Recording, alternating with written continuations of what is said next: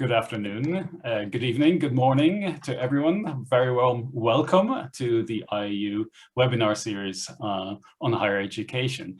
My name is Andreas Corcoran. I'm the Deputy Secretary General of the IAU. And without further ado, I will have the pleasure of passing the floor to Hillich van Blant, the Secretary General of the IAU.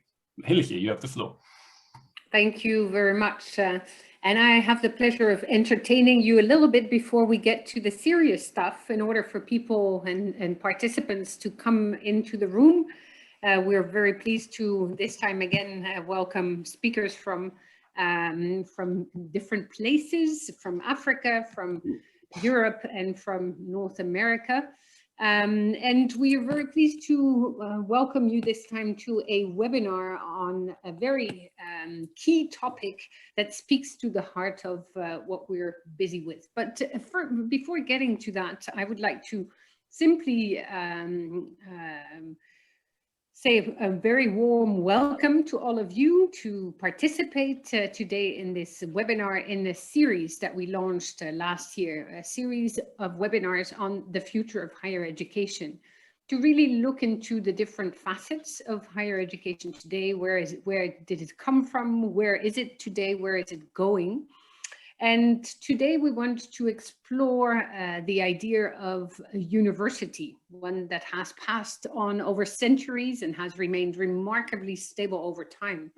Indeed, the university in its corporate structure and mission has been a success model because it is one that is still here today. It's being challenged and rocked quite a bit, so that will be one of the topics of debate even today. It's one of the very few institutions, though, in global history that has survived the passing of time despite profound political, economic, and cultural transformations, and not least during the 70 years of IAU's existence.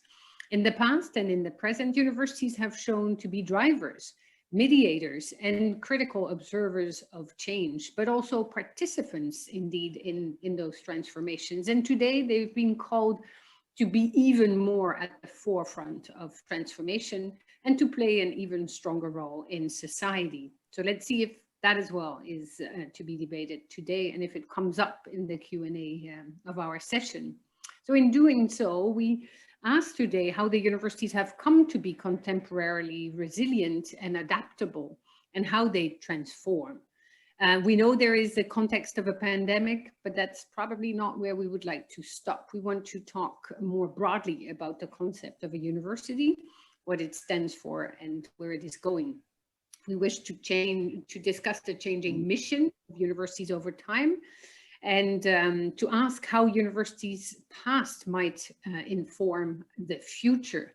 And so I think we have a unique opportunity here, inviting speakers from the very different horizons, 3 different continents and perspectives, and to debate indeed something that will be of importance for the future of everyone. We see over the last year or so that universities have played very different roles recently. They've been called to do much more in terms of their connection to society. And we'll see as well how that will unfold for future vision and mission of this very important stakeholder in society.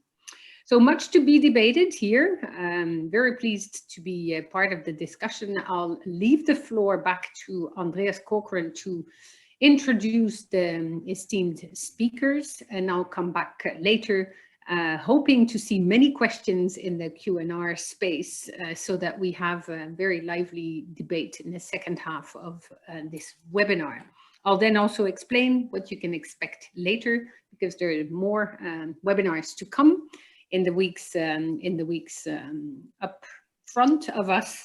And so I'll talk a little bit about that later. But for now, very pleased to be with you, to listen to the conversations, and then to also help a little bit later on the questions that will come in the chat. So Andreas, thank you for taking the lead on this session.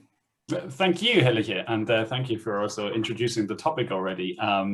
Indeed, we are celebrating 70 years of the International Association of Universities, and we thought this is about high time that we also look into the history of the university as an ideal type, of course, and indeed the incredible heritage and the wealth and the responsibility maybe also that comes with that long tradition. And also the institutional and the inheritance, the heritage in terms of knowledge that has been passed down from generations to generations. But today, that would, of course, be far too big a topic to ask. We are looking at the mission of universities today, and we have three fantastic speakers. Unfortunately, our dear esteemed colleague, Paul, has not made it onto the screen as yet, and we are contacting him, so hopefully he will join us soon. But for the time being, we have Christine Mousselan with us today, and Christine is a research director at CNRS and a member of the Center for the Sociology of Organizations at Sciences Po. And indeed, Sheldon Rotblat, coming to us from Amherst, Massachusetts today. And he is an emeritus professor of history and former director of the Center for Studies in Higher Education at the University of California, Berkeley. And indeed, we have now also Paul, very good to see you, Paul.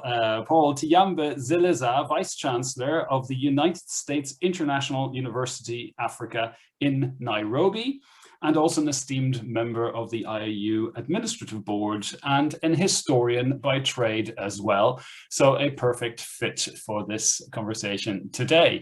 So without much further ado, I would like to pass the floor to Sheldon, who has very kindly offered to kick us off with a presentation, some of his thoughts on the theme that Hilje just outlined. Thank you very much, and Sheldon, the floor is yours. Yes, well, excuse me. Good morning from New England, everybody. Happy birthday, of course. We could spend some time singing, but we won't. And thank you, Andres. Thank you, Hilge. I think you set the stage extremely well. And you will cut me off, I hope, in due course, because, you know, academics tend to be blabbermouths. So you will see that I don't exceed my 20 minutes. Because I will get lost in the historical time. At any rate, you've set us a paradox, and in the Gilbert and Sullivan operetta, a most ingenious paradox, paradox of paradox. How is it that an institution can undergo 800 years, the second oldest institution of Western civilization? Only the Roman Catholic Church has a longer continuous history. How can it go that long and still be recognizable? Or are we deceiving ourselves? And it's not recognizable. These are wonderful ideas really to play with. And so I'd like to play with them a bit, talk about the inheritance that we have and some other factors. The theme, I think there were several points to make at the outset. And one of them is, I think Christina's made, other people have made, and that is that this institution, this strange institution in some respects, keeps adding missions and functions to itself. I think, Christine, you used a phrase, right? Mission stretching. You can use any sorts of metaphors you like, but it keeps adding missions. And that is a very peculiar matter because it almost never discards any mission that it had in the past. So it keeps expanding. It keeps getting larger, and of course, institutions very large today. And it keeps integrating with societies in a variety of ways, never smoothly. Let's make that point, all right? Never smoothly. But eventually, some kind of correspondence between the larger society and political systems and the institutions are achieved. Okay, another point is to remember that we are speaking, as Andreas said, about an ideal type institution, a generic institution. It's a sociological concept, because when the historian gets down deep into the details of the history of any institution, it's a different story. So we use these broad generalizations. Otherwise, we'll be here for another week, and we can't afford to do that. But there are a great many higher educational institutions, and we've invented a phrase, higher education, not as romantic as saying university. And if you say higher education system, then you introduce the subject of policy decisions, all which is a kind of newer vocabulary to integrate the kind of bureaucratization of the institution and the clarification of its missions in relation to what seem to be social needs. Another point. And the other point is that the institution has remained intact, but it has been disrupted any number of times by monarchs, by fascist regimes, by communist regimes, by totalitarian regimes. And in some countries today, it is under threat in terms of what academics would regard as their ideal mission, the understanding of and pursuit of knowledge and truth-telling, which I think is really a desperately important issue today. Okay, so broad themes. Let's deal with this paradox, and let's see what survives of the institution and what seems to give it a kind of recognizable form even after 800 years. Well, the first is a kind of lucky circumstances of the medieval inheritance. A corporate identity granted very early in its history. We have various names for that. We call it the guild tradition. The practitioners, excuse me, the practitioners are responsible for the functioning of the institution. Now that's going to be greatly modified as we move through time, but let's just take that again as an ideal. The guild control of the product, the guild control of entry into the guild, right? The guild makes the decisions and then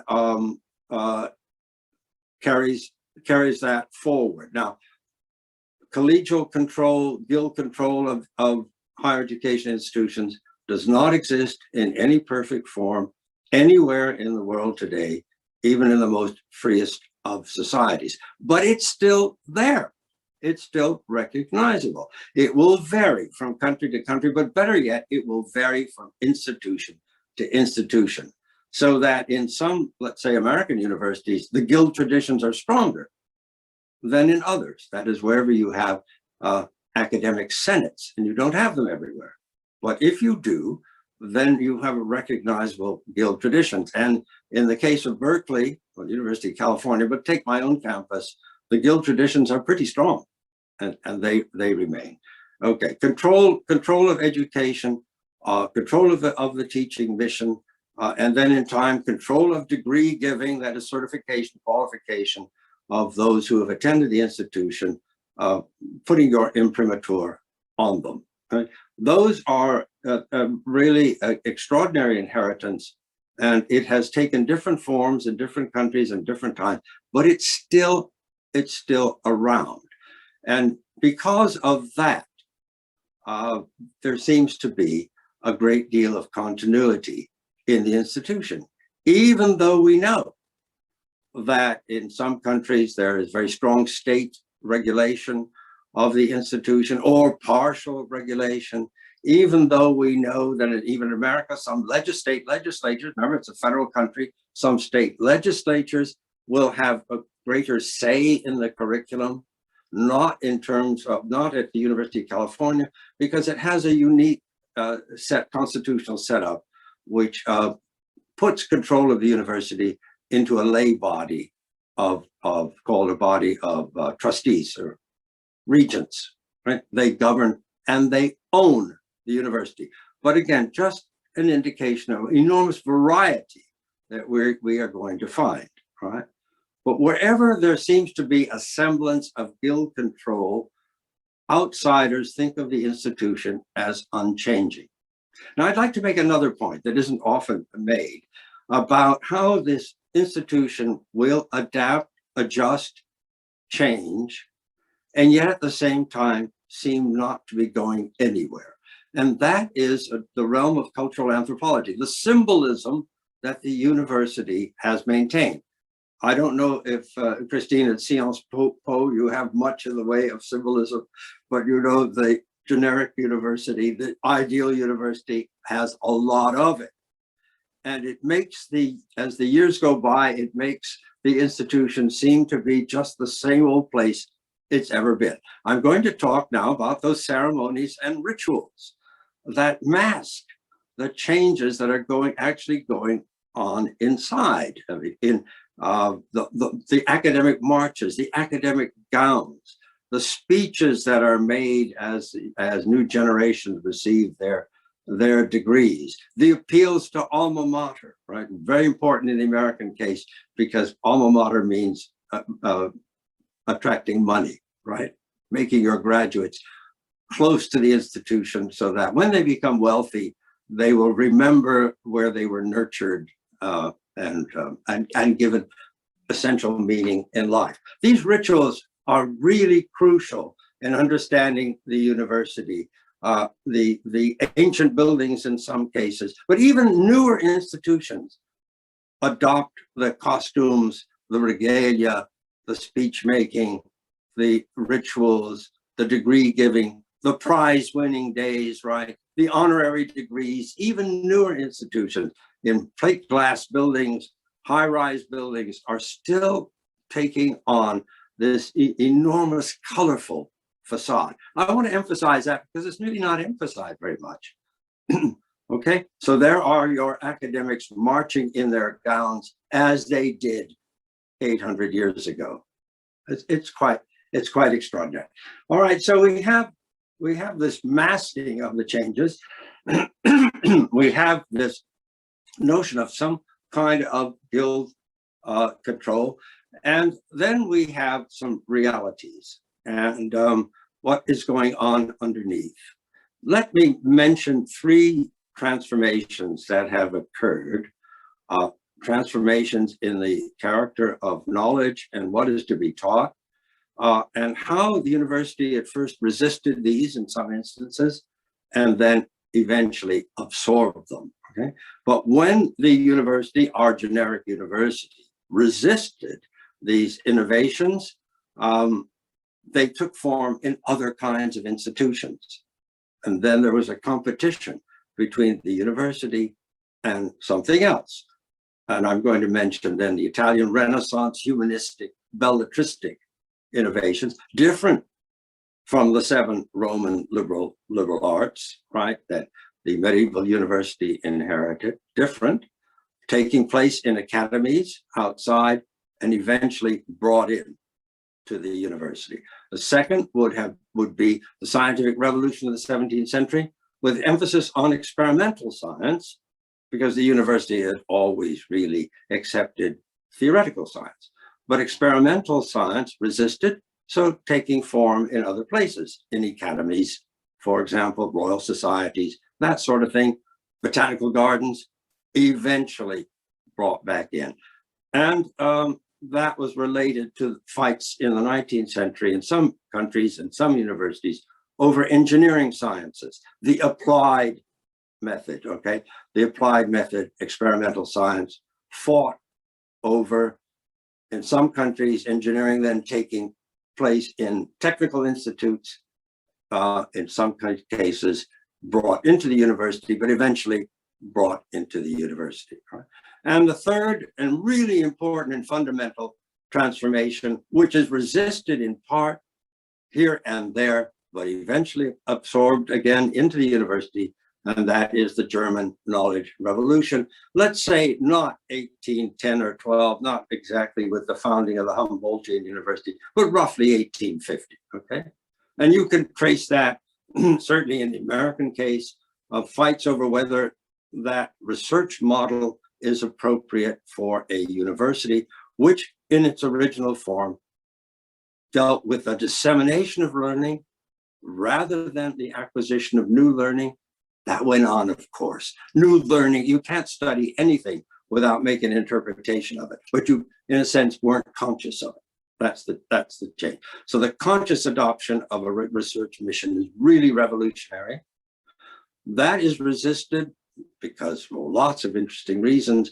One is that it took away from the notion of the university as a place for the pursuit of pure knowledge, which it never was, okay, because it had a professional mission. But also, depending on the country, very young student populations, and a great fear that the notion of a discovery ideal, a model that would upset existing and inherited knowledge, would be troubling to younger generations. And wherever there was a very strong religious inheritance, as there certainly was in the United States, a fear on the part of many of the religious sects and branches that somehow religious truths would be challenged. So that is a fight that goes on in the 19th century.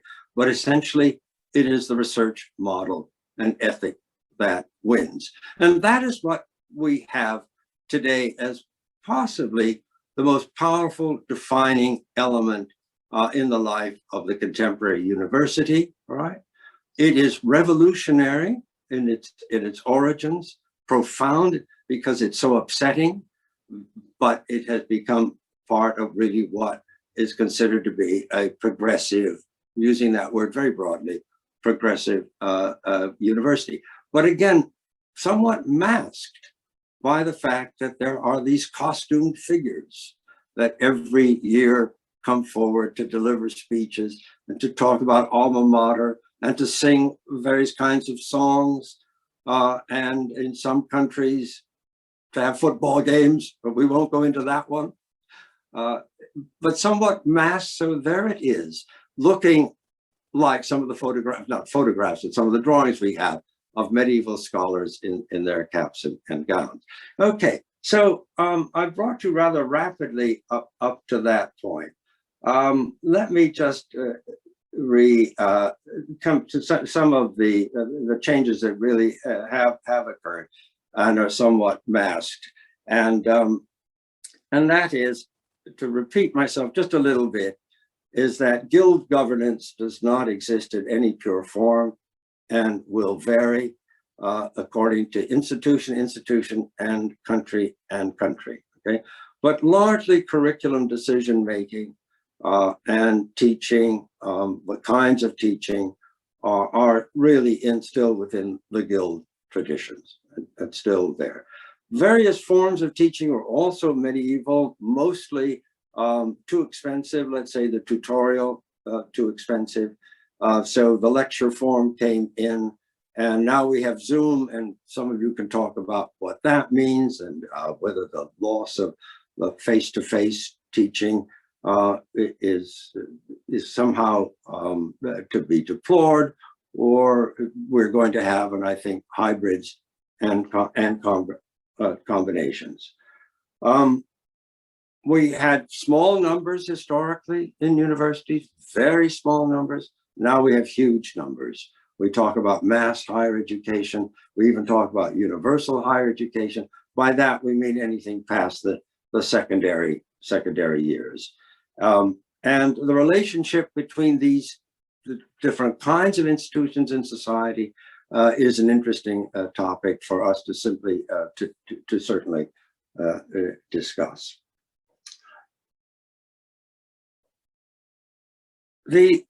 I'd like to make the point that there are real alternatives to the knowledge-based university in the world of which we are a part.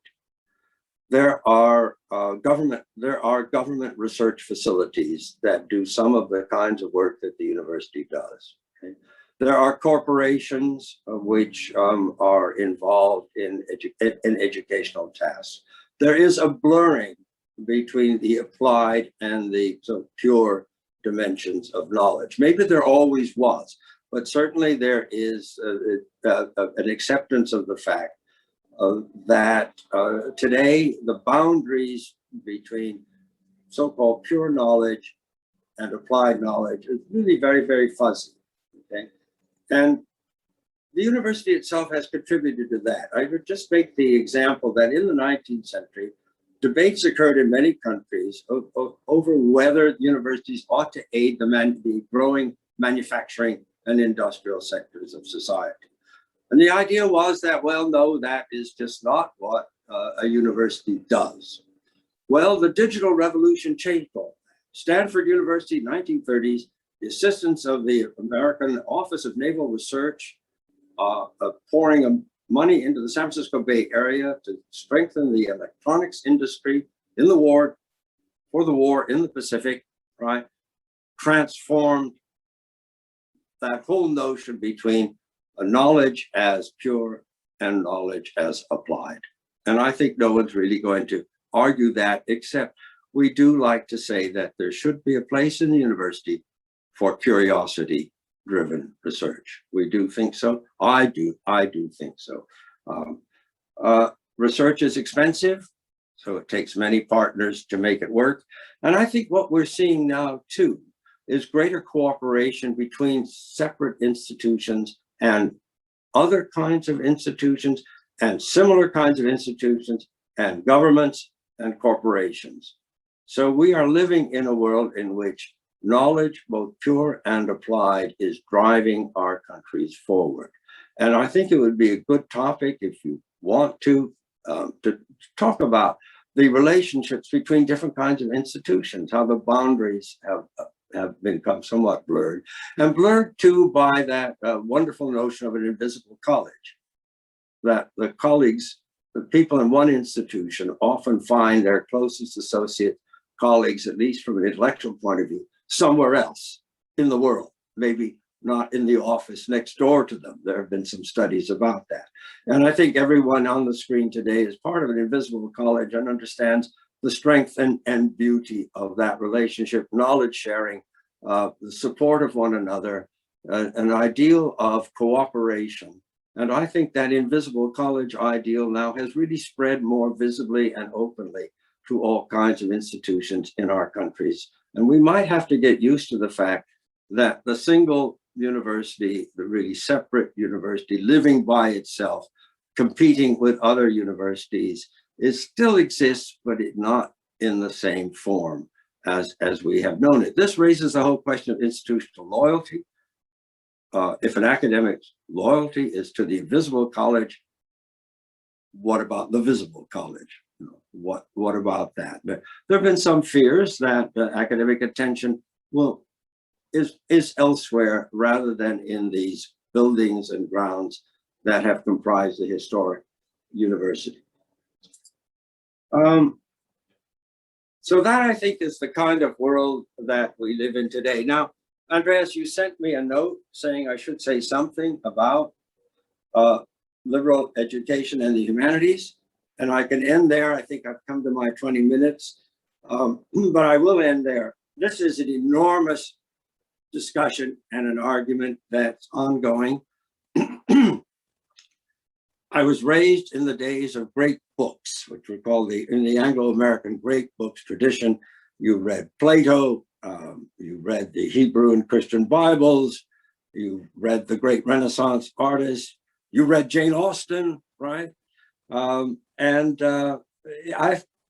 devotion still is to that world, but that's not the world in which we live. Okay, that is there in some classrooms. It's not there in other classrooms.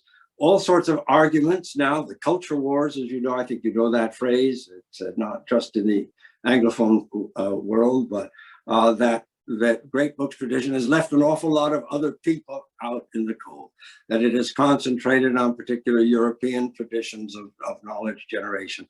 I won't repeat all of these arguments, except they are very real, they are very ongoing, and now with the strong push in the United States and elsewhere to really have ethnically diverse universities, that comes up in discussions of liberal education. Also, my goodness, what does it take to live in the world? Shouldn't you really take a course in economics? Shouldn't you take a course in computer technology? There should be computer technology for dummies. There should be all these other arrangements which are really essential. So where do we go with this? The first point to make is that it was never easy to say exactly what even a great book's liberal education really meant for your life afterwards. All right, it really, we can always talk about an ideal education, but we never prove what kind of effect it had from a moral point of view or a cultural point of view. Never. And I will quote John Henry Newman, Cardinal Newman, the idea of a university, where this point is not really always made, but he says that Julian the Apostate and St. Augustine went to the very same grammar school in Athens. And Julian the Apostate became the great opponent of the church, and Augustine the great supporter of the church. So getting a liberal education was never any guarantee of exactly what would happen to you. My feeling is that we have to start with another point, and that is the complexity of the world in which we live. An enormously complicated world in which there's always a political effort to make it simple, because that is what voters understand. Okay? The university's obligation is to maintain a sense of complexity. Whatever curriculum meets that goal, as well as I think some cultural continuity, is to me a way in which we could discuss the issue of those subjects that do not seem to have a direct career application. You have allowed me to exceed my time. I'm now descending into absolute silence. Sheldon, thank you very, very much for this tour de force, I have to say. You know, from you took us all the way back to Aristotle, indeed, via Augustine, and his contemporaries, all the way through the guild system of the Middle Ages, throughout into the 18th century, or actually the early modern time, and the debates about the introduction of the experimental science and the scientific revolution, all the way to the Humboldtian model in the 19th century, and really left us on a silver plate in modern day. So thank you very, very much for this longue durée and this overview, this overarching idea of a mission of universities, and indeed very, very rich with all kinds of different aspects that you threw into the good Irish stew. So I'm very, very happy about that. I will pass the floor immediately to Christine for some first reactions, and indeed I'm looking forward to a fantastic discussion about many of the themes that Sheldon raised and more on at a later stage. So for now, to Christine, thank you. Yes, thank you very much. Thank you very much, Sheldon, for this really wonderful talk.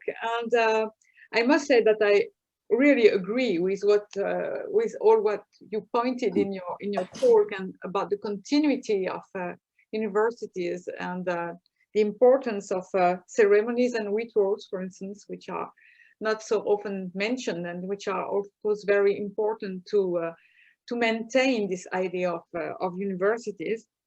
And I also agree with the main triggers for change that you mentioned. Maybe that I would nevertheless introduce, and I would like to know what you think about that. Some nuances in terms of how it developed in different countries, and the fact that the long tradition that you mentioned there was present sometime, but not at other moments in some places. So it gives an idea of something which has been really kind of permanent, and there is a very strong institutional weight to universities. But nevertheless, if you look at the different countries, you can see that there are moments where you have kind of a drift from this general trend. And yeah, how can you manage this varieties of trajectories of higher education institutions in different countries with this long permanent trajectory? That would be my first before coming to some other points. Yeah, of course, Christine, you know, the nuance was missing. Every now and then I tried to put it in there, but we couldn't, you know, time doesn't allow that. But absolutely, you know, there are some ugly periods and very bad periods in the history of the university that it survives at all under the massive assaults of totalitarian governments and authoritarian governments is almost miraculous. So, but that would really be an interesting discussion for us. What is it there that makes this institution so tenacious that after the iron fist is removed, it sort of comes back up again? Not right away, not right away. And also, I don't want to always put the discussion in the terms of the institution versus society. There are lots of internal fights, and they're ugly. The academic baroni sometimes do some pretty terrible things. And in some respects, if you go into the history, let's say, just you don't even have to go to Europe, just go to the United States. The history of anti-Semitism within the American university, anti-Black prejudice, right? How well is it often known in Europe that the president of Princeton University became president of the United States, Woodrow Wilson, was a racist Southerner. He didn't like Jews and he didn't like Black people, right? And he didn't want them at Princeton. So I don't want to make it all, I mean, it is we want to tell a birthday story, but the fact is that the nuance requires us to deal with some really ugly moments in the institution. It writes itself. Now, you could also say it sometimes writes itself with the help of the outside world. You're not going to get a free university unless you have a free country, right? It's not going to happen. Academics sometimes have to be held to an external account. I'm pretty sure you would agree with me on that. Yeah. So the fullest story is how the institution keeps interacting with the outside world. Sometimes much more what we might call liberal or progressive, more open-minded ideas originate outside and then are forced into the university, either through direct political action or in a subtler way by the changing generations of students. They come in with new ideas. We certainly saw that in the 1960s.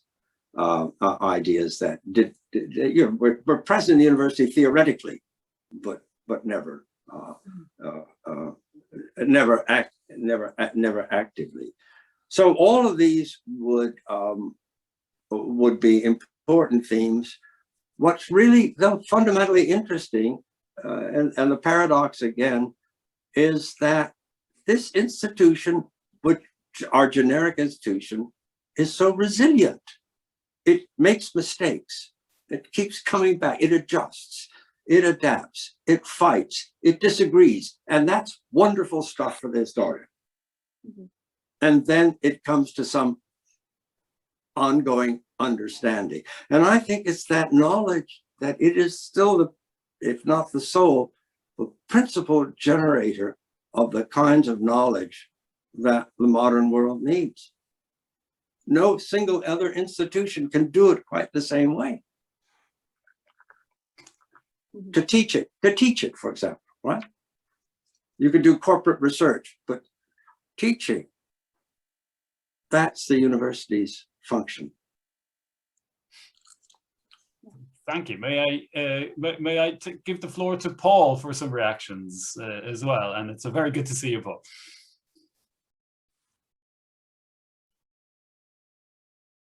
Yes, thank you very much. This is a wonderful discussion.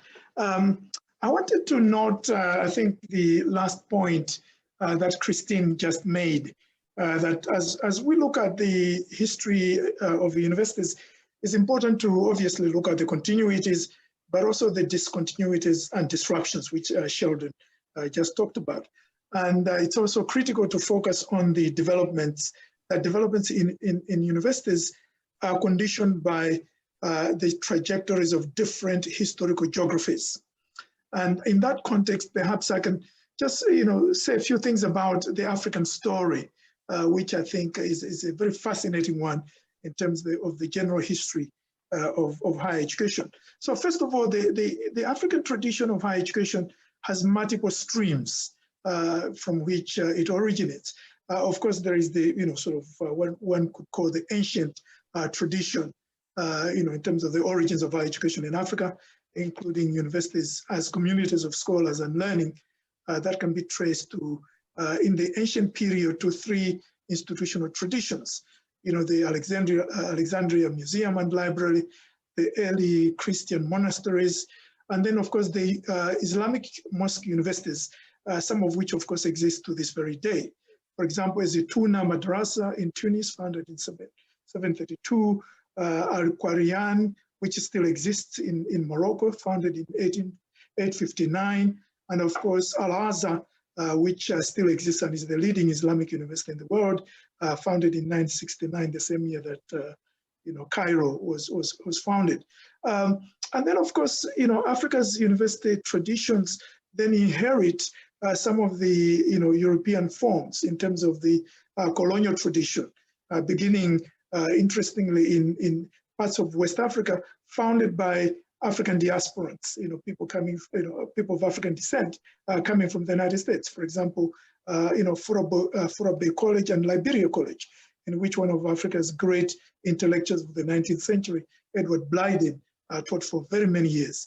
And then, of course, you have the colonial universities and colleges being established in places like South Africa, North Africa, in Nigeria, and so on. And then the 20th century, the colonial tradition, of course, really begins to take root, although the number of universities in Africa remained quite limited until World War II. In fact, by 1944, the entire African continent had only 31 universities in 13 countries, mostly South Africa, Egypt, Algeria, Liberia, and Morocco. The post-independence period is the one which I think is absolutely fascinating in terms of trends and characteristics, which speak to some of the issues that Sheldon was talking about. One is, of course, the sheer expansion in the numbers of higher education institutions, on the continent, rising from, this 31. By the time you get to 2018, there are 1,682 universities on the continent. So a huge expansion. Enrollments, in 1970, there were only 0.74 million students, or 740,000 students across the entire continent. By the time you get to 2017, they're almost 15 million. So the real growth of universities in Africa is a post-independence phenomenon, although the roots, of course, go very far back, including to ancient times. The debates in African higher education resonate with some of the things Sheldon was talking about. And these are debates, of course, that one finds in other world regions. So particularly these debates intensified not only after independence, but also during the period of what in African political economy is called the era of structural adjustment programs. That is the era of neoliberal restructuring of African economies and societies and so on. And some of the key debates centered on re-examining the philosophical foundations of universities in terms of what is the role of universities in the national project, which of course had fired up the imagination of African peoples in the struggles for independence. And then, of course, dealing with the whole question of changing demographics in terms of how to deal with the, not only expansion of primary and secondary education, and therefore, how do you filter them into higher education, but also dealing with the issues of equity and inclusion and diversity in terms of gender, regionalism, ethnicity, class, and so on and so forth. And then the whole question of who should be the primary players in higher education. And here you find that before the 1980s, the key player was, of course, the state. Later on, you find that there is going to be the growth of privatization. And of course, this represented a response to the accelerating demand for Africa's rapidly growing youth populations to provide education. And it also reflected, of course, the crisis and inability of the public sector to meet this demand. And further, it arose out of this needs of specific groups in society. For example, the rise of Christian and Islamic institutions in the 80s and 90s and 2000s is a response to the demands of these particular groups for an education that reflects their values. And of course, the neoliberal ideology that assumed ascendancy globally, and certainly in Africa in terms of structural adjustment programs, does create the room for the creation of these private institutions. And then there are debates about governance and accountability, about funding and budgeting, about quality assurance, and really about also internationalization. The African University, because of its particular history, has always had very serious debates about indigenization and internationalization in terms of the curriculum, in terms of the knowledges that are being produced, in terms of organization of these institutions as a whole. And then finally, let me just note again to reflect what I think Sheldon put quite well. What are some of the global developments that are, in my view, disrupting higher education, and all of us involved in higher education must think about very seriously? One is, of course, the unbundling of higher education. Unbundling meaning that, as Sheldon pointed out, you find that the providers of higher education are no longer confined to universities. You have other providers of higher education, of research and credentialing. The credentialing economy is rapidly changing. And what does that mean for higher education? And then, of course, there is the transformative impact of technology, which affects every aspect of the higher education enterprise, from how teaching and learning is conducted, to how knowledge is produced, disseminated, circulated, consumed, and how research collaborations are now taking place, including this very meeting we are having is via Zoom. So technology is having an impact that, of course, has been there for some time, but is being accelerated by COVID-19. And then, of course, there is the shifting economic and occupational landscapes. A lot of the big companies today, or jobs, were not there 20, 30 years ago. And certainly the jobs that the young people that we are teaching today are going to do for the next 40 years of their lives have not been invented. And that raises fundamental questions about the future of higher education. How does higher education prepare young people in terms of economic and occupational landscapes that we cannot even predict? And ironically, in my view, this reinforces the need for liberal arts education, because liberal arts education gives you the kind of skill sets in terms of critical thinking, communication skills, creativity, and so on and so forth, and resilience and imagination that are going to be increasingly important for the rest of these young people's careers, regardless of some of their occupational changes. And then, of course, the question of internationalization of higher education is I think, being recast by COVID-19. The IAU, International Association of Universities, that is hosting this forum, has done a lot of work in how internationalization has been shifting over the last 70 years of the existence of IAU. And I think COVID-19 is throwing up new ways of rethinking internationalization in terms of teaching and learning, in terms of research collaborations, knowledge production, and so on and so forth. And that, of course, brings me to the whole question of COVID-19.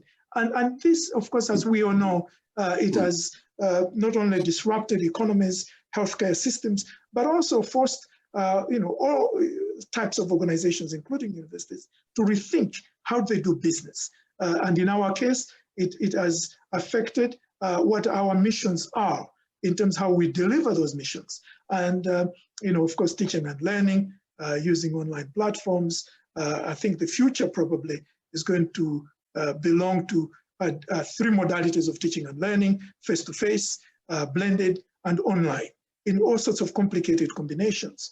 And it also raises questions about research and scholarship in terms of to what extent do we, the relationship between pure and applied research has been, I think, forcefully, recast by COVID-19. The need for universities to very rapidly working with corporations to produce, treatments for COVID-19 and to do research on the impact, socioeconomic, political, cultural, and so on, of this pandemic. So, it's recasting that relationship, in my view, between applied and pure research. And then the whole question of public service and engagement, which again is very important. And universities increasingly have to pay attention to their public or social impact, to the social economy. and it's interesting that organizations like the Times Higher Education have even created the new sort of impact index. And then, of course, the fourth mission that has increasingly come to be important for universities, which was not really articulated as clearly as it is being articulated now, is the whole question of innovation and entrepreneurship. And the reasons for some of these changes have to do with not only the fact that the world around us is changing, and regardless of what we think of ourselves, universities are really not ivory towers. They are embedded in society in very complicated ways that are, and sometimes very contradictory ways, and always changing. Is because of the expansion of stakeholders of universities. Internally, the stakeholders, of course, we all know, include students, faculty, and staff, as well as the various governance bodies that Sheldon also talked about. And then externally, the range of external stakeholders has expanded and will continue to grow. And they're imposing their needs and demands and interests on universities. They range from obviously alumni who have always been there to the private sector, the public sector, international, intergovernmental agencies, philanthropic foundations, community organizations, NGOs, and of course, one could also mention the media, which itself is changing. As we all know, traditional media increasingly supplanted and sometimes overtaken in terms of impact by social media. So all these forces, in my view, are forcing us to rethink the future of higher education, and whether higher education will exist in its current form is an open question. Thank you.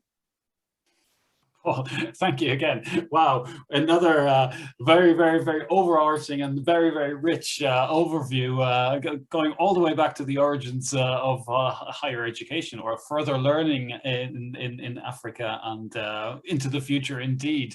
Good Lord, we have so much on the plate to discuss, and unfortunately time is running, but I would love to turn to Christine and maybe look back for a moment again to the history. There was one aspect in Sheldon's very rich contributions that I thought maybe we should look at a little bit closer in that state building. And I think also maybe the interrelationship between state building, the needs of the state, and the research mission, possibly also of higher education, and possibly also look a little bit at a different model, and namely that of France. So Christine, could I pass the word to you, especially also Sheldon also mentioned the stretching of missions as a concept, and that is, I think, a catchword that we would love to hear a little bit more about. Thank you.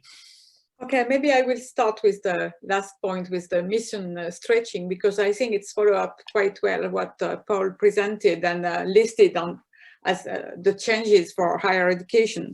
And I think that one of them is this mission stretching. So this expression is not mine. In fact, it was developed by Jürgen Enders and Harry de Boer in a paper they published on the mission impossible of the European University, when they just listed all the missions that now universities are supposed to fulfill.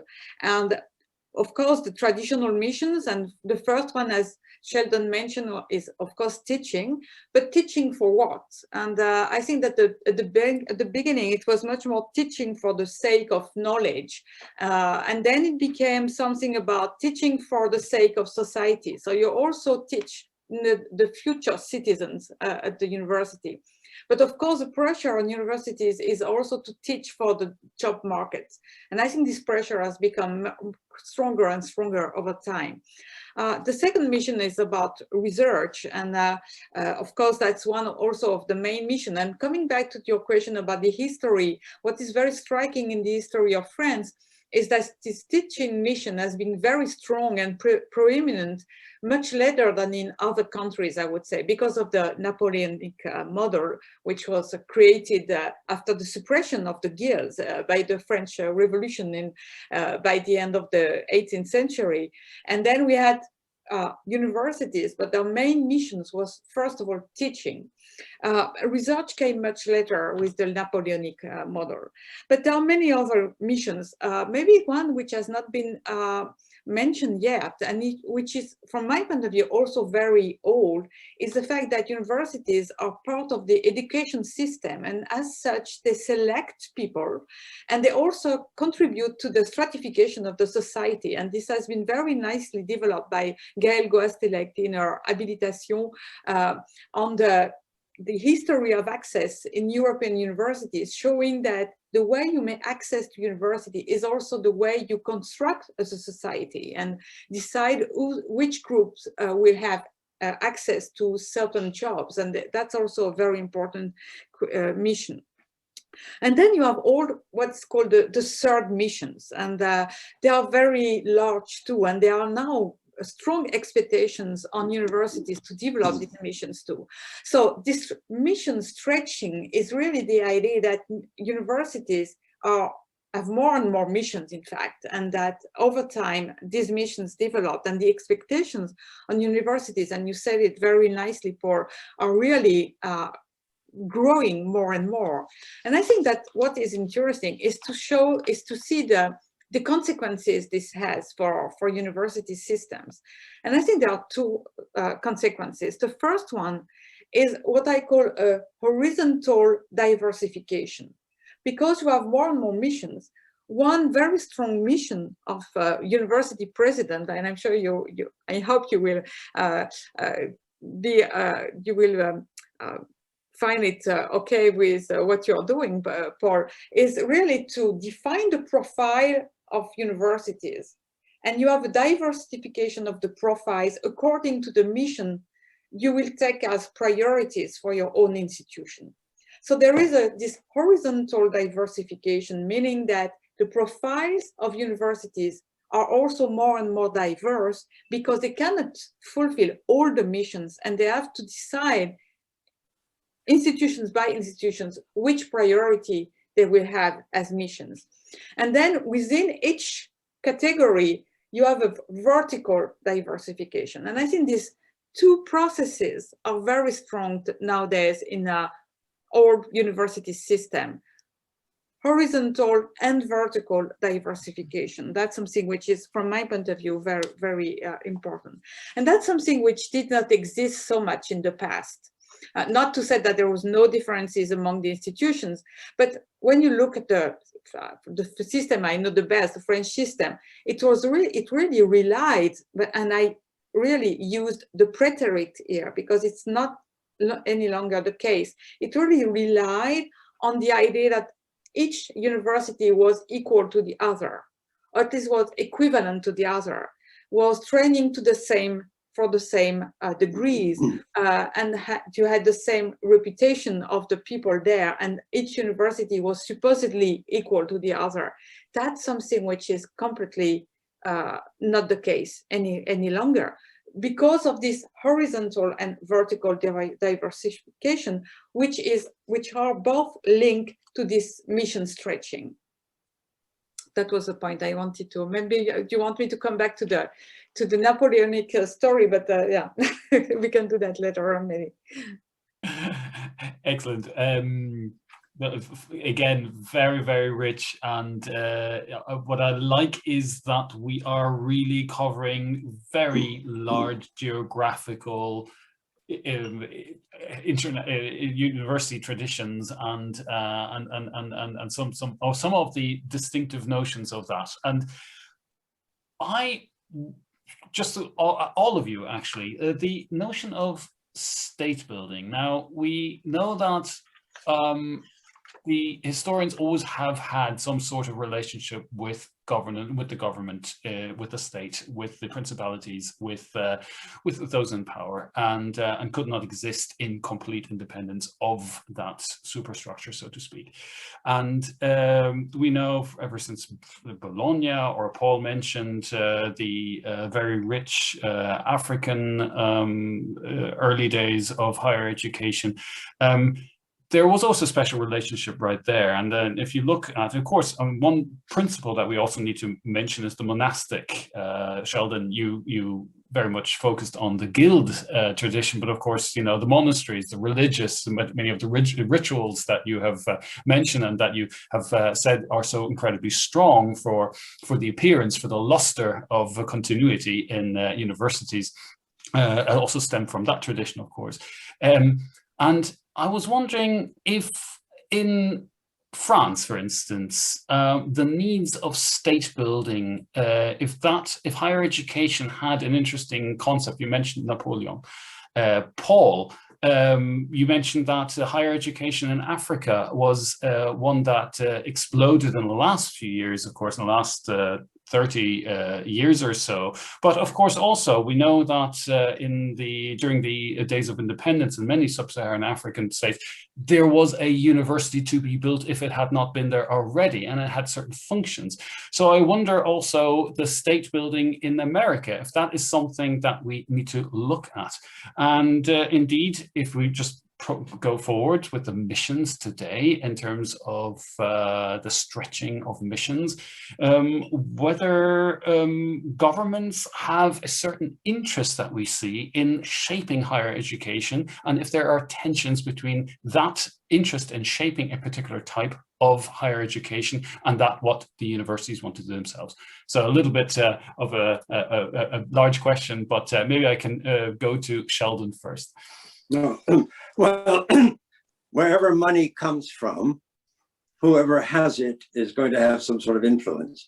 And so if it comes from private sectors, there will be private sector influence. If it comes from governments and states, the influence will be there. But the tensions are just terrific, because you have some, let's say in the United States, governments that, depending on, let's say, national exigencies, the Cold War period, which coincides with my coming of age.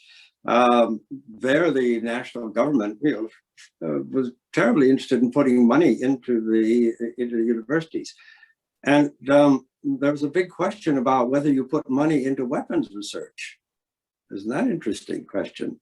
And is that compatible with the university's mission? And one way of handling that was, again, to create a separate institution. So, you know, the three great weapons laboratories, the two great weapons laboratories in the United States were run by the University of California at Los Alamos and at Livermore, but separate yet managed. And then I won't go into it, managed badly, so that now the management has varied. But yeah, I mean, follow the money. Isn't that an argument that we always use? Where's the money coming from? And how do institutions insist that their priorities, all the things that Christine was talking about, Paul talking about, their priorities will accommodate the pressures that might come for the use of that money? But it isn't quite clear that the state always has a distinct, narrow mission in mind. It may have a broad mission in mind. I remember once looking at statistics as to where the many agencies of the federal government of the United States were putting their money, and whether they were putting their money into applied or into pure research, right? And you couldn't tell. You couldn't tell, because you could find bombardier sites for airplanes under pure research, when we would think of that as applied research. I know there are tremendous pictures. I want to come back to what Paul, and I think Christine, all of us have been more or less looking at the present, looking at the future, and that we've got a terribly mixed up world in which the universities are so involved in every element of society and with other institutions that we just have to think about flexibilities, all kinds of flexibilities. Should students in America come to the university at the age of 18? Maybe it'd be better if they did 2 years of some kind of national service and came to the age of 21, as exists in some other countries. In and out, and we've already had this pattern. Students start, and then they leave, and then they will come back. We don't like it, but maybe that's the pattern for the world. Go into industry, grow a bit, come back, resume your degree. You and I talked about lifelong learning the other day, older people coming in. Maybe just the world of which we're a part just requires enormous flexibilities. Does everybody have to have a degree? Two of the greatest entrepreneurs in the United States went to Harvard and never got a degree, right? Both Gates and Zuckerberg. Paul was referring to this, and it's good to talk to him again. It's just not simple anymore. And the university is just going to have to operate within enormous numbers of constraints. And I really think that we have to give up some of our notions of exclusion. That is, what's the best university? Okay, I do think there is a place for that. We need institutions that are really devoted to the kinds of excellences we define in particular areas. But then there's another kind of excellence that might go into a different area. A different kind of institution would use that. But maybe the two can cooperate in some way, which they do already. There's an in and out, isn't it? Government people go into universities and then they go out again. I keep seeing this happening all the time. Business people go into universities, lawyers go into universities, they go into private practice and so on. It's this kind of world of which we are a part, right? So to come back to the paradox, if that's the world of the 21st century, are we going to have something with boundaries that we recognize, distinctively understand to be something like a university? Right? Are we going to have that, or are we just going to have blends, hybrids? I think we're going to have both, but we're going to have an awful lot of blends, hybrids, flexibilities, sources of money coming in from a variety of places. State building, as you asked, not exactly anymore, or at least not in the societies I know. The states have been built. Markets will, some in the British case, government was driving the university to markets, making them less dependent on government assistance, but not all the way. So some colleagues have written about regulated markets, right? Not the open, free, competitive market, but markets that are constrained in some way, but markets where the academics didn't want any markets at all to begin with. I think we could spend a lot of sleepless nights as academics if we worry about all these things. So maybe we just ought to go with the flow, just accept it some way. Knowledge is the driver of it all. Whether we apply it or whether we study it for its own sake, it is the driver of everything in our world. Okay? Christine, do you worry about, do you have sleepless nights when it comes to these very issues that Sheldon has? Oh, I slept very well last night, thank you.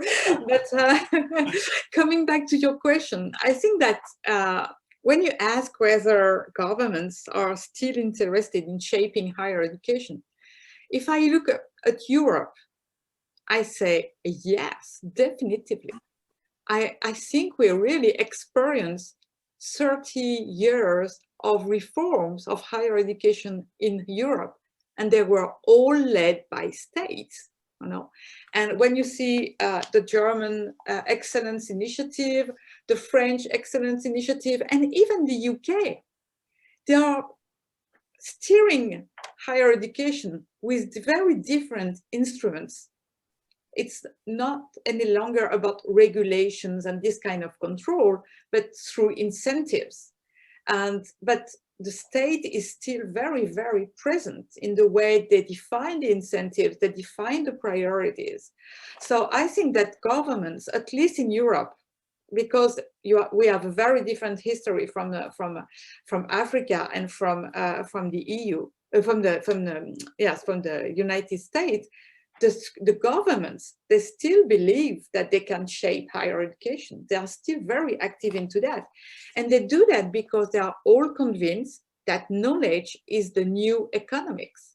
So that if you don't have a lot of research production, a lot of innovation, you won't be the winner in the economic competition. And that's the reason why they are so interested in transforming higher education. So from my point of view, there is no government right now in Europe saying that they are not interested in higher education. That's they put a lot of money into it, much more than what is said. They put it differently. It's much more selective, and there is much more competition for money. But I think they are very, very present in shaping higher education, at least in Europe. It was not the case in the US. It has never been the case. But nevertheless, the public funding has always been very strong through the research, through the research councils in the US. And there are, yes, playing another game, I would say. But I wouldn't say that governments are not interested in higher education. No. Paul, can I pass the floor to you, yes, please? Yes, I would agree with Christine. First of all, let me just comment on something Christine said earlier, that universities, play a major role in the stratification of society. In fact, one could regard them as, engines for the reproduction of social differentiation in terms of class and gender, race, you name it. So somebody has called universities inequality machines. You remember the recent scandal in the United States, about admissions and so on. People really don't care whether the students go learn anything or not. For some people, it's a question of what kind of social capital do they acquire through the certificate in particular sets of institutions. In terms of your question, I think in Africa, the state, certainly both the colonial state and the post-colonial state has been interested in education for different reasons. The colonial state was interested in education in terms of making sure there is a lot of it. So you keep the native ignorant. And of course, that's why there were hardly any universities established during the colonial period, except for very, very few. Now, the nationalist project, by definition, was a humanistic and historic project. And it had 5 key goals. One was, of course, decolonization. The second one was nation building. The third was developmentalism. The fourth was regional integration. And the fifth was democracy. Now, if you look at the nationalist leaders, both those from the diaspora, the W.B. Du Boises and the Nkrumahs, these were educated elites. And therefore, they saw the university as an essential part of all these goals of the nationalist project. Because you're not going to have development without having a highly trained labor force. In other words, the building of human capital. You are not going to have nation building without creating opportunities for one famous British author calls creating the imagined community of the nation. And where do you create that? It's through the educational system, through the media, and so on and so forth. So for African, post-colonial African governments, higher education and education as a whole was very, very important. And that's why every nation, as part of the emblems of independence, apart from having a national airline, was to have a national university. And of course, the other things that go with nationhood. So I think that investment, that interest, that commitment to education has always been very high. In fact, African governments, by and large, spend a higher proportion of their budgets on education than in most countries. Of course, the budgets are not huge, so the impact may not be as widespread as it should be. So higher education has always been, at the center. Now, from the 1980s, 1990s, higher education was, sort of suspected as something dangerous in the sense that it had fulfilled the role of indigenization and so on and so forth, Africanization of the civil service and so on. And now the campuses were regarded as hotbeds of resistance to the post-colonial state. And you begin to find the first places to be closed during protests are universities. So it sort of turns around from being seen as the, sort of the engine of development into being seen as the the center of opposition to the state. But it also means, by the same token, that universities become very critical as part of the democratic struggle. So the original goal of nationalism. So one could say, in fact, Africa would be closer to what Christine was talking about in terms of Europe than to the United States, where the state takes enormous interest in the role of education in general and higher education, although that interest today is not matched by the level and size of investment in higher education. In fact, if I may jump in, this is just wonderful, both Paul and Christine just wanted to give lots of ideas. Of course, I think both of them know very clearly how the United States situation is so different because of the strong private sector. And also the University of California, named in the California Constitution after a real struggle for independence. The object of that regental board of trustees, control of the university, ownership of the university, was to keep government out of the picture. That is, accept the money, but use it as one likes. So that's the situation. The strong religious inheritance in the United States really has to be spoken about all the time, because the private sector really needed to have private, the religious sector really needed to have private institutions. Otherwise, they were worried about outside interference. So the role of government was regarded as something to be really kept at bay. The United States remains faithful to an 18th century constitution of sorts, very much so, respecting liberal individualism. Paul's statement, description of the creation of an intelligentsia, African intelligentsia, based in the university is terribly important, all right? We didn't accept that in the United States. And I remember when I was young and going to Cambridge University, it's constantly grumbling from Americans that the country didn't respect academics the way Oxford and Cambridge academics were respected. But of course, we've now lived for half a century or so when they're not respected in quite the same way that they were. But in my day, that Americans envied the British situation.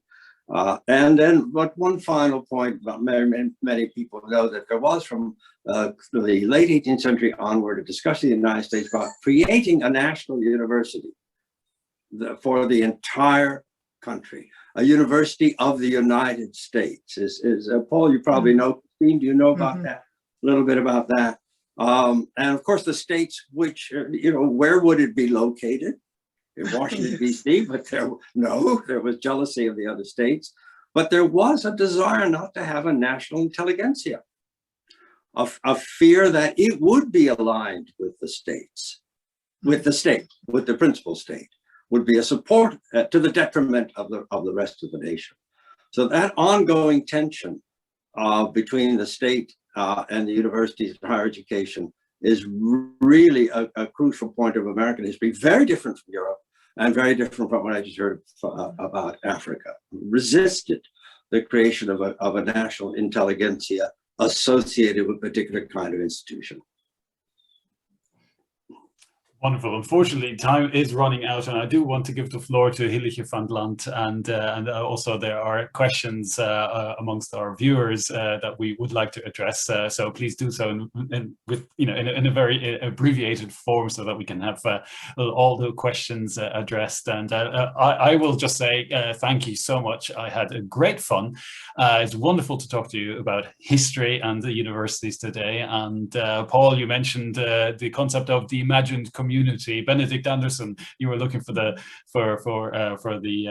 author. Yes, indeed. And as a pillar of Benedict Anderson's imagined community concept, he had this idea that we imagine ourselves to be of a community, and hence many aspects of that come to shine. And indeed, use that phrase, or to use that concept also for this conversation today, and for the university, the invisible college, so to speak, that Sheldon spoke. I'm so glad to have had this invisible college discussion with you today, and not only to have an imagined community, but to actually constitute a real community. So thank you very much, and I'll pass the floor to Hileke. Thank you.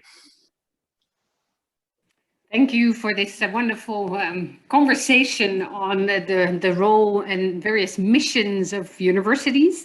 I would have 100 questions, and there is much more that we could continue in terms of a conversation on the many points raised, and we will have an opportunity in future webinars, I am sure.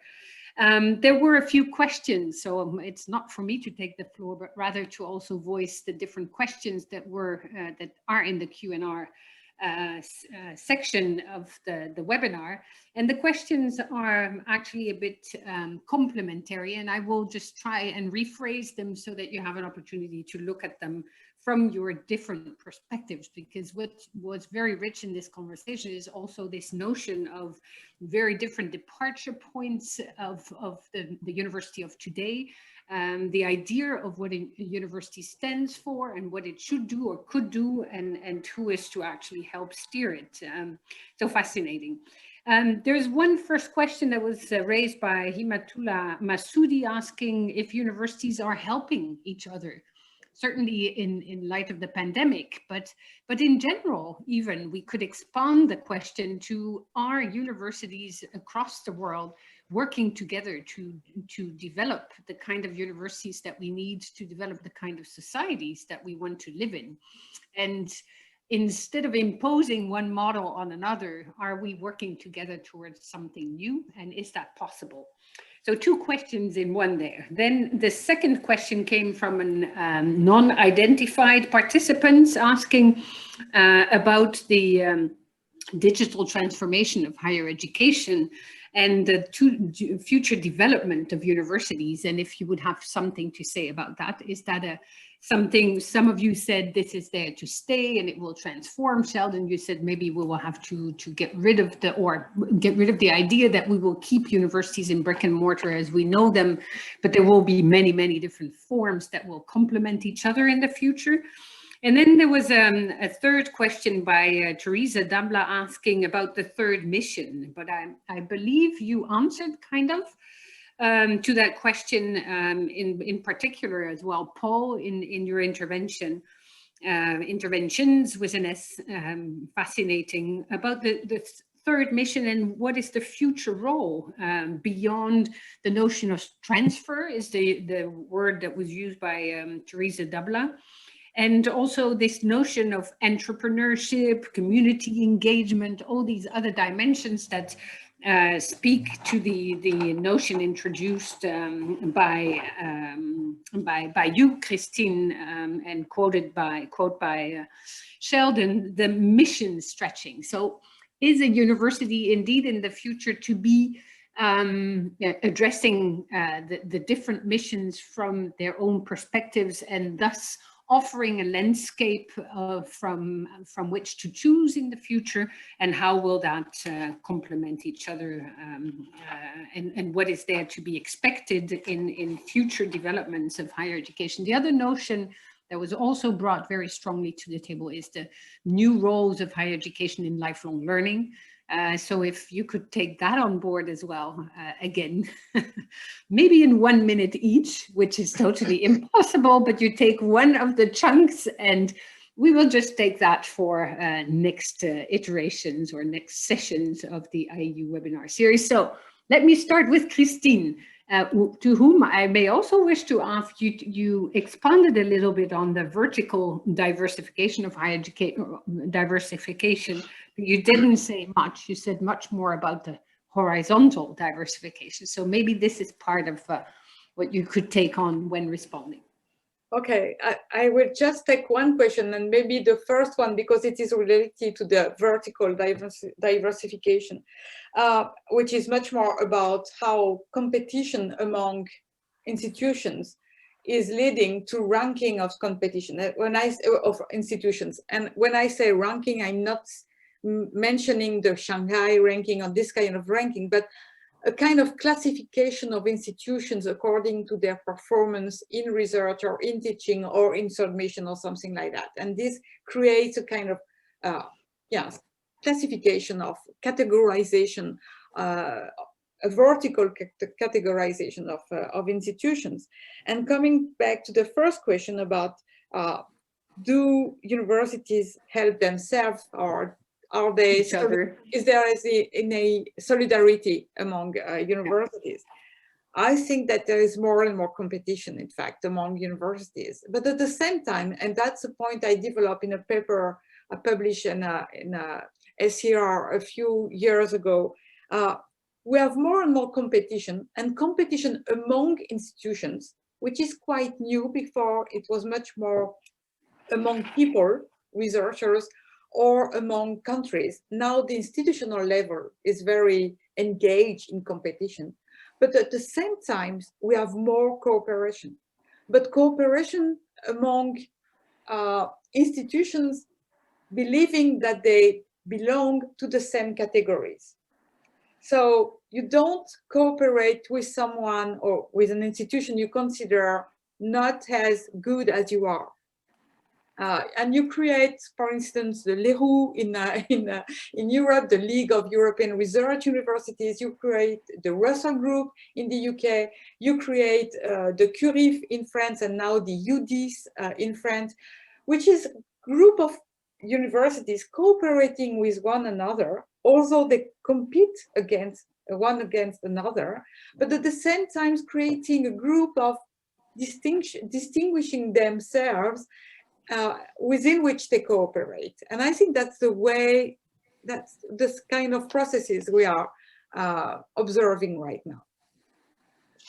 Yeah, thank you very much. And this is exactly what IAU challenges all the time. We are convinced as a global association that universities of all kinds have their roles to play in society. And yes, to classification, maybe. Rankings, no, and competition, certainly not, which is very detrimental to the future of our planet as a whole. Because if we don't work together towards addressing, well, I'll throw it in, the global goals, for instance, then we will go nowhere. So we see these developments, we work, we engage, we do work with the Curie, with the Russell groups, with the Guild, with all the others, because we want to understand what motivates them and what is the ultimate goal and vision and mission of a university. And if it is not for the betterment of societies, what is it for? So I'll give the floor to Paul to pick up on one of those questions, and you have 1 minute. If the audience agrees, we will go over time by 10 minutes, hoping that you still have time to stay with us, you as speakers, and then promise we will stop. But Paul, I'd like to let me pick on the digital. I recently did a paper on the impact of COVID-19 on the digital transformation of African universities. And in that paper sort of raised a 12-point agenda that, first of all, our universities need to embed digital transformation in institutional culture, from strategic planning, organizational structures to operational processes. Secondly, that we need to invest in digital infrastructure by rethinking capital expenditures that historically favored physical plant. Thirdly, develop online design competencies, both individually and through consortia. Fourth, entrench technology-mediated modalities of teaching and learning, encompassing face-to-face, as I said earlier, blended and online. Fifth, embrace pedagogical changes in terms of curricular design and delivery that involves students as active participants in the learning process rather than as passive consumers. Sixth, develop holistic and innovative curricula that impart skills for the jobs of the 21st century, many of which would be digital or require digital competencies. Seventh, adopt and use educational technologies that support the whole student for student learning going beyond degree completion. Eighth, develop effective policies and interventions to address the digital divide and issues of mental health disorders and learning disability. Ninth, as learning and student life move seamlessly across digital, physical, and social experiences, I believe universities must safeguard data protection, security, and privacy. 10th, insofar as the market for online programs is transnational, universities must pay special attention to international students who face unique barriers. 11th, they should develop meaningful partnerships with external constituencies and stakeholders, including digital technology and telecommunication companies, to close the glaring employability gap. Finally, universities will increasingly be expected to anchor their research and innovation in the technological infrastructure that supports and enhances the opportunities of the fourth industrial revolution. And at our university, we're doing this in two ways. 30 seconds. One is we through the Mastercard Foundation, we are partnering with 13 African universities, Arizona State University, University in Beirut, University in England, to develop e-learning capacities. And then secondly, through the Alliance for African Partnership, a consortium of about 10 African universities and Michigan State University, we are collaborating. So it's true, competition continues, but collaboration is also, in some cases, growing. Thank you. Thank you. This was a big challenge and you managed within short time. I think you should give a link to that in the chat because people will want to read back on that. Yeah, I'll give it one word that I wanted to pick on, this huge transformation in the higher education vision and mission is this very notion of a consumer. Where did that come from? We know, but that is really something to be questioned. It is something that has not come to Europe as much as it has come to the Anglo-Saxon world, where a student is not a consumer yet in Europe in the same sense, but really has transformed the world into something different. And that you need to put that back in those 12 points agenda to say that students are not the consumers, but they should be the participants and the stakeholders and those who transform the education they benefit from is fascinating. And that it needs to be put out there is already questioning the transformation of higher education itself. On the e-learning capacity building, we have a colleague with us who is in the list of participants. Trine Jensen has just developed together with WOC, the Open University in Catalonia, a series of sessions on the digital transformation of higher education. You will find that on our website, and it may very well be of interest to this project in which you engaged with the Mastercard Foundation, Paul. So I will probably facilitate a discussion so that you can see if that would be of interest to you and to all the participants in this session here. Sheldon, you must be waiting for your turn to pick up the ball and address any of the issues here. I hope I have not totally disrupted your calendar and agenda by going over time, but please take any of the aspects of the questions as raised, and the floor is yours. Hilliard, I apologize. My system cut out 5 minutes ago. All of a sudden, all the power went out here. All our computers went down, and probably it is because we went over time. So Sheldon, what you may wish. Okay. It had something to do with where we're at, because the other computers went down as well. So we've seen the defect. We've seen the defect in the loss of face-to-face teaching and learning. We're Zooming.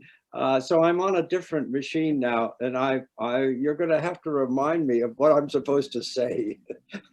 Well, we would like you to get back to this notion of knowledge as driver of everything happening in the world. Maybe you would have one or two concluding remarks around that, because we will have to round up in less than 4 minutes. Yeah, well, I do believe that is the distinctive not the final product, but is where all those 800 years have taken us.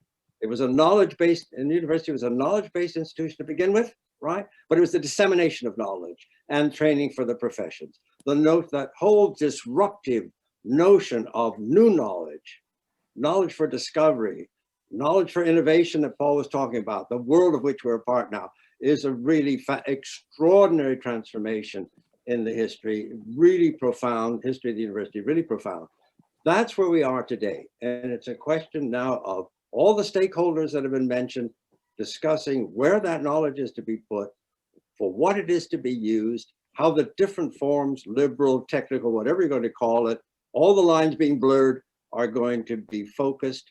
And my notion is not just innovation and change, but that for people to have meaning in the world of which we're a part, knowledge has to be directed toward what in the world as a human being in the world in which we're a part. How do you live in a world where change is continuous, disruptive, upsetting, and with so many people unable to live in that kind of world of wanting simple answers? I think the university's goal is to show that you can live with complexity, but it's really tough going, okay? Thank you so much. It is tough, but it's maybe what makes the beauty of life as well. No, if everything was simple, would be less interesting. Probably my point of view, of course. At the same time, well, I think we haven't had enough time to continue the conversation as we would have wished.